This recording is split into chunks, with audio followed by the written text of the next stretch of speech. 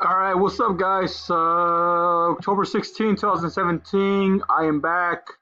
You might hear some background noise. Got my little girls in the living room.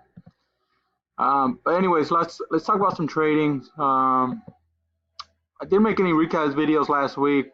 Kind of talked about it on my blog is that I was feeling like crap. I think a lot of the trades just got me tired. I was stuck on them all day, and so I went back to my niche today. I ended up playing Aaoi, and what I like about Aaoi is that on Friday I already had some bad news, so it began to gap down. I had a big gap down, but it held.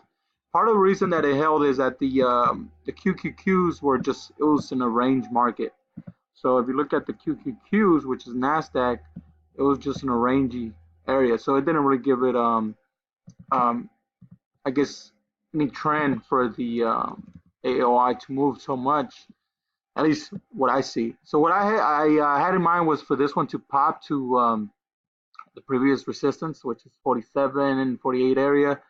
I went ahead and I even put a limit order, and I got in at 47.57, which is a couple pennies from the top, I guess.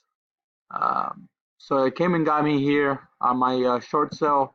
Then I added at the failed open, but because I added so heavy, given that I only had about 20-minute window to trade before a meeting, I went ahead and covered within the same candle. Then I covered the rest right at the crack of the $46 mark, which is the one I was looking for it to crack.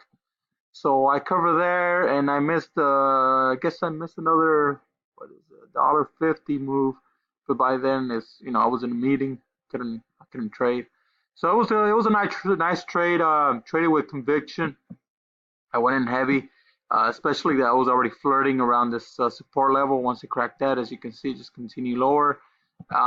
Given the big red candle on the daily, this one might come and retest $40 now. So it'll still be a good trade. Hopefully it pops tomorrow to 46. Then we'll be able to short it. And the other one that I trade, I ended up taking like a small loss, or I guess it was a scratch play. I just didn't give it time, or I didn't have time to trade. JWN, which is Nordstrom retail. They pretty much announced that they're not going private anytime this year. And it's a stock that I've been following for a couple months already. Last time it gapped up, it was because of that news. It was around here or here. They had announced that they were going private. Retail's been taking a beating. So now they announced that they're not going private. So I was expecting a negative reaction, and that's what happened. It gapped down. I wanted that pop back to its previous support, now resistance. I think I got that level from, let's see where. I think froze from here. So you got some support there, support here, support here. So now it's resistance. So I was looking for that pop, and it gives you a better risk reward when you get a pop. That's the reason you got to be a little bit more patient.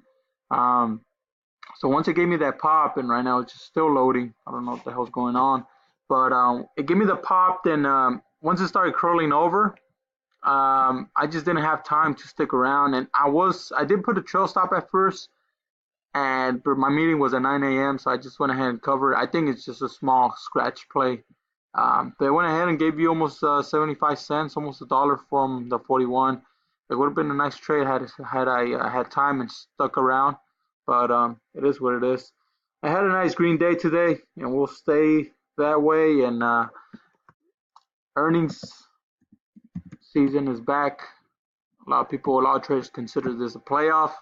So it's a playoff season for a lot of traders, earnings. So anyways, that's it. We'll have a lot more range tomorrow on a lot of stocks. Talk to you guys later.